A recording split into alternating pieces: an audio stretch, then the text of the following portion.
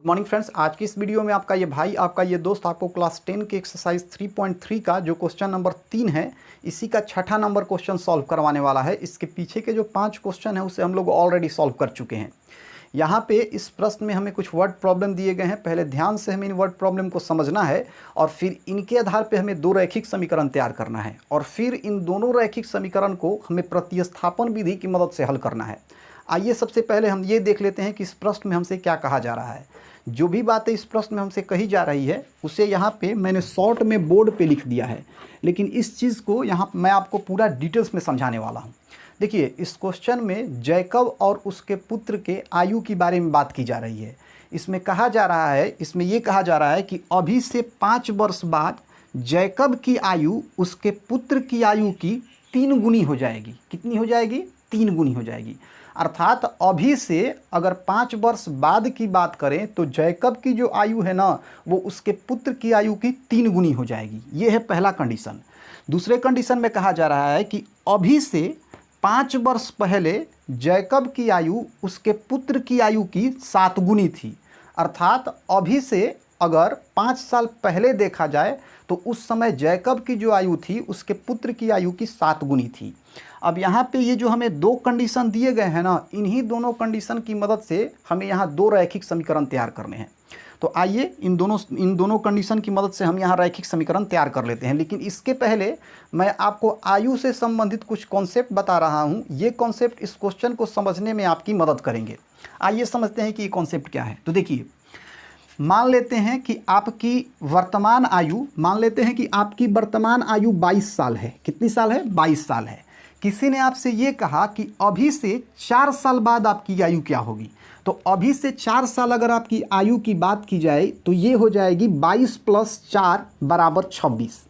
अब यहीं पे किसी ने आपसे ये पूछ दिया कि अगर अभी आपकी वर्तमान आयु 22 साल है तो अभी से 3 साल पहले आपकी आयु क्या होगी। तो इसके लिए हम क्या करेंगे, इसके लिए 22 में से हम 3 को घटा देंगे तो हमें मिल जाएगा 19 वर्ष। अब यहाँ से क्या कंक्लूजन निकला, थोड़ा आप इस चीज़ को समझ लीजिए। देखिए, 22 वर्ष तो हमारी वर्तमान आयु है।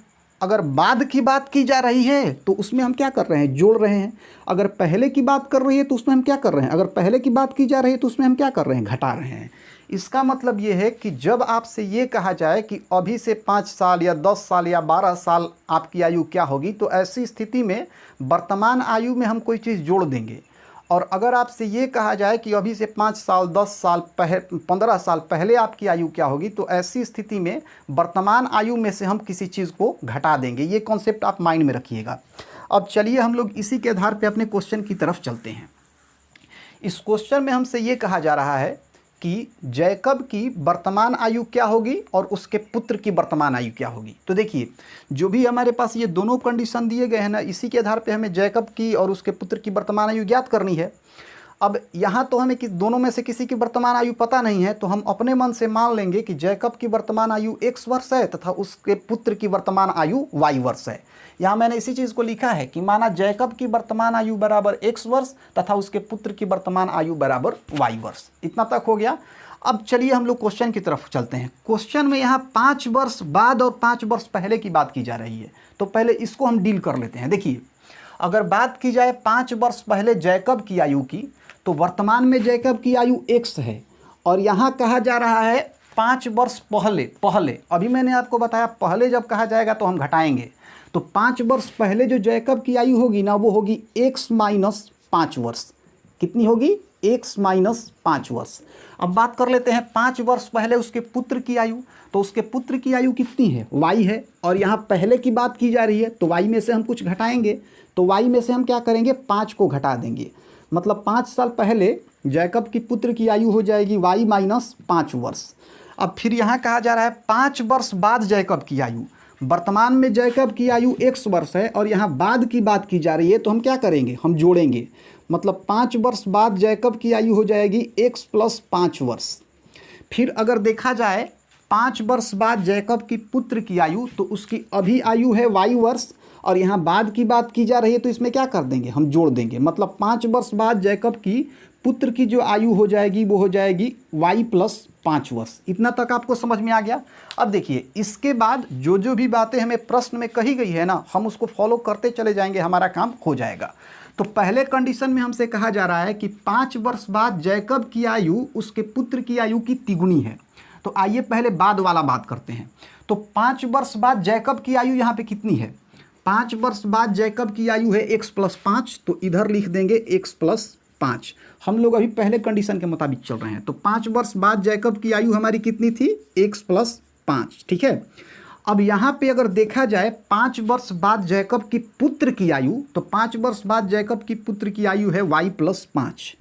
अब ध्यान से समझिए, इस क्वेश्चन में हमसे ये कहा जा रहा है ना कि 5 वर्ष बाद जैकब की जो आयु है उसके पुत्र की आयु की 3 गुनी हो जाएगी। मतलब जाहिर सी बात है कि जैकब की जो आयु होगी उसके पुत्र की आयु से ज़्यादा होगी। क्या होगी, ज़्यादा होगी।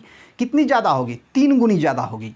अब आप एक चीज़ को समझिए, मान लीजिए कि मेरे पास 5 रुपया है और मेरे दोस्त के पास 15 रुपया है और मुझे इन दोनों को बराबर करना है। तो मेरे दोस्त के पास मुझसे 3 गुना ज़्यादा रुपया है। अगर इन दोनों को बराबर करना हो तो हम क्या करेंगे, मेरे पास जितना रुपया है ना इसमें हम 3 से गुना कर देंगे, इसमें 3 से गुना कर देंगे तो हमें मिल जाएगा 5 तियाई 15 और ये 15 के बराबर हो भी जाएगा। तो यहाँ से हमारा कंक्लूजन ये निकला कि यहाँ पे जब हम इन दोनों को बराबर कर रहे हैं तो हम क्या कर रहे हैं, जो हमारे पास कम संख्या है ना, जो हमारे पास कम संख्या है उसमें हम क्या कर रहे हैं, 3 से गुना कर रहे हैं। इसी कॉन्सेप्ट का यूज़ हम यहाँ करेंगे। देखिए इन दोनों को देखा जाए तो इन दोनों में कम कौन है, तो इन दोनों में जो कम है ना वो जैकब के पुत्र की आयु है। मतलब जैकब के पुत्र की आयु कम है जैकब से। तो अगर इन दोनों को बराबर करना हो तो हम क्या करेंगे, जैकब के पुत्र की आयु में हम 3 से गुना कर देंगे। तो यहाँ हम लिख सकते हैं y प्लस 5 गुना 3, y प्लस 5 गुना 3। अब ये बराबर हो गया जैकब की आयु से। तो अब हम लिख सकते हैं x प्लस 5 बराबर y प्लस 5 गुना 3। अब आइए इस चीज़ को हम यहाँ पे सॉल्व कर देते हैं। तो यहाँ पे x प्लस 5 तो ज्यों का त्यों हो जाएगा बराबर में, अगर y में 3 से गुना करेंगे तो हमें मिलेगा 3y, इसके बाद है प्लस 5 में 3 से गुना करेंगे तो हमें मिलेगा 15। अब यहाँ x ज्यों का त्यों अगर 3y को इधर बुलाएंगे तो ये हो जाएगा -3y बराबर 15 ज्यों का त्यों प्लस 5 उधर जाएगा तो ये हो जाएगा -5। अब यहाँ से हमें मिला x माइनस 3y बराबर 15 में से 5 घटाएंगे तो हमें क्या मिलेगा, 15 में से 5 घटाएंगे तो हमें 10 मिलेगा। और यही हो जाएगा हमारा समीकरण फर्स्ट। तो पहले कंडीशन का यूज़ करके हमने समीकरण फर्स्ट तैयार कर लिया। अब हम क्या करेंगे, अब हम दूसरे कंडीशन का यूज़ करके अपना सेकंड समीकरण तैयार करेंगे। तो जो हमारी दूसरी स्थिति है इसमें क्या है, इसमें कहा जा रहा है 5 वर्ष पहले की बात हो रही है। इसमें 5 वर्ष पहले की बात हो रही है। तो 5 वर्ष पहले जैकब की आयु कितनी है, 5 वर्ष पहले जैकब की आयु है x माइनस 5। पहले इसको लिख लेते हैं, ठीक है। और 5 वर्ष पहले अगर जैकब के पुत्र की आयु की बात की जाए तो ये है y माइनस 5। तो इधर लिख लेते हैं y माइनस 5, ठीक है। अब इसमें हमसे ये कहा जा रहा है कि 5 वर्ष पहले जो जैकब की आयु थे उसके पुत्र की आयु की 7 गुनी थी।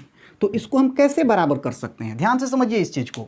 ये है जैकब की आयु, ये है जैकब की पुत्र की आयु।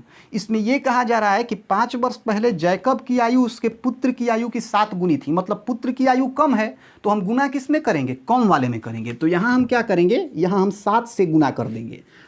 अब आइए इसे हम सॉल्व कर लेते हैं। तो यहाँ है x माइनस 5, तो x माइनस 5 को हम ज्यों का त्यों लिख देंगे बराबर y में 7 से गुना करेंगे तो हमें मिलेगा 7y, माइनस 5 में 7 से गुना करेंगे तो हमें मिल जाएगा -35।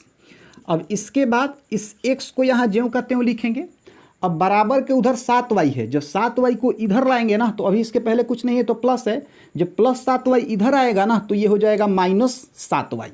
इसके बाद बराबर, देखिए बराबर के बाद है -35, तो यहाँ -35 ज्यों का त्यों। अब बराबर के पहले है -5, इसको उस तरफ ले जाएंगे तो ये -5 जो है ना ये +5 में बदल जाएगा। तो यहाँ से हमें मिला x ज्यों का त्यों -7y बराबर -35 + 5 को अगर हम हल करें तो हमें यहाँ से मिल जाएगा -30, और यही हो जाएगा हमारा समीकरण सेकेंड। तो यहाँ पे हमने समीकरण फर्स्ट भी प्राप्त कर लिया, हमने समीकरण सेकेंड भी प्राप्त कर लिया। अब हम इन दोनों समीकरण को प्रतिस्थापन विधि की मदद से आसानी से हल कर सकते हैं।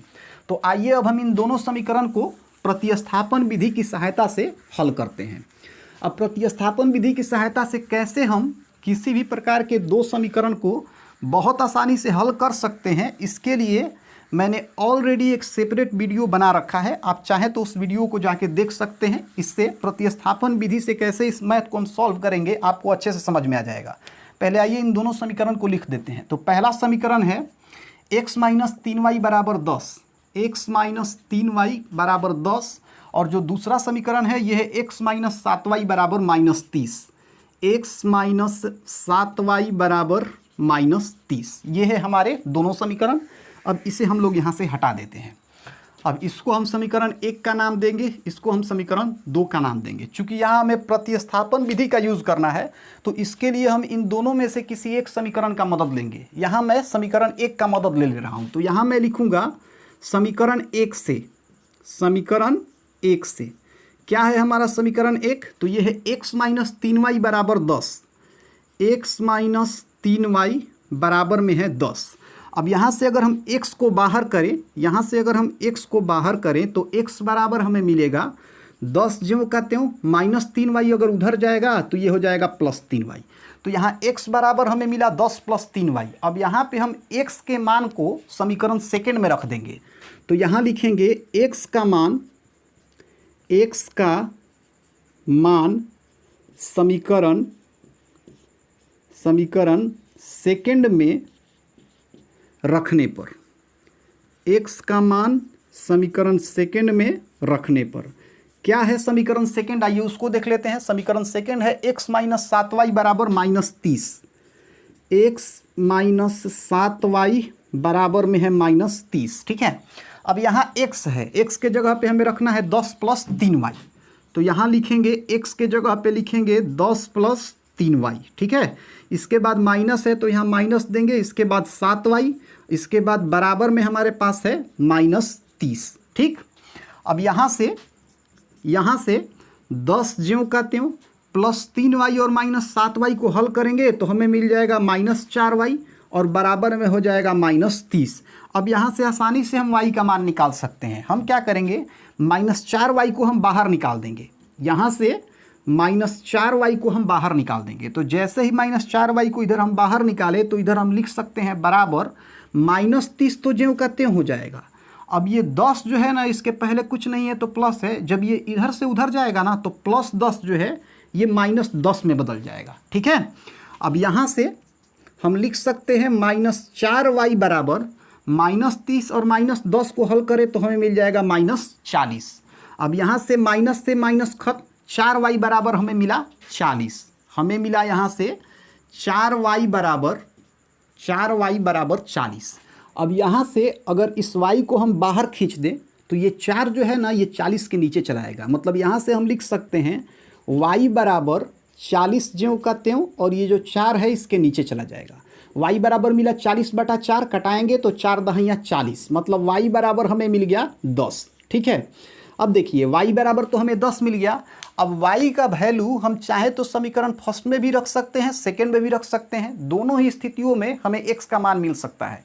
तो यहाँ पे y का जो वैल्यू है ना हम समीकरण फर्स्ट में रखने वाले हैं। तो यहाँ लिखेंगे y का मान समीकरण फर्स्ट में रखने पर क्या है हमारा समीकरण फर्स्ट, आइए इसको देख लेते हैं। तो समीकरण फर्स्ट है x माइनस 3y बराबर 10, x माइनस 3y बराबर में है 10। ठीक है, अब देखिए यहाँ पे x ज्यों का त्यों, फिर माइनस ज्यों का त्यों, 3 भी ज्यों का त्यों, लेकिन यहाँ जो ये y है ना, y के जगह पे हम 10 रख देंगे। तो 3y का मतलब 3 गुना y, और y बराबर तो 10 है तो यहाँ लिख सकते हैं 3 गुना 10 बराबर में 10। अब इसे आइए सॉल्व कर देते हैं। x ज्यों का त्यों, माइनस 3 में 10 से गुना करेंगे तो 30 और बराबर में तो 10 है ही। अब यहाँ से अगर हम x को बाहर निकालें तो x बराबर यहाँ से हो जाएगा 10 ज्यों का त्यों, माइनस 30 अगर उधर जाएगा ना तो ये हो जाएगा प्लस 30। तो x बराबर यहाँ से हमें मिला 10 प्लस 30, अगर इसको हल करेंगे तो हमें मिलेगा 40। तो यहाँ पे x बराबर हमें 40 मिला और y बराबर हमें 10 मिला।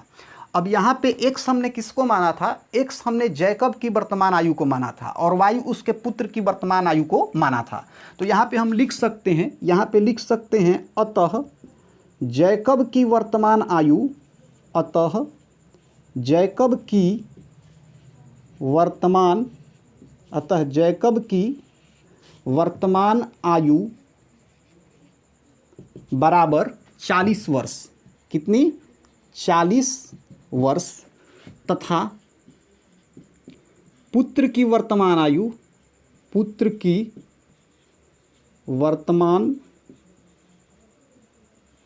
वर्तमान आयु कितनी हो जाएगी? पुत्र की वर्तमान आयु हो जाएगी 10 साल। तो यहाँ लिखेंगे 10 वर्ष और यही हमारा आंसर भी हो जाएगा। तो इस तरीके से जो हमारा क्वेश्चन नंबर 6 था इसे हमने सॉल्व कर लिया।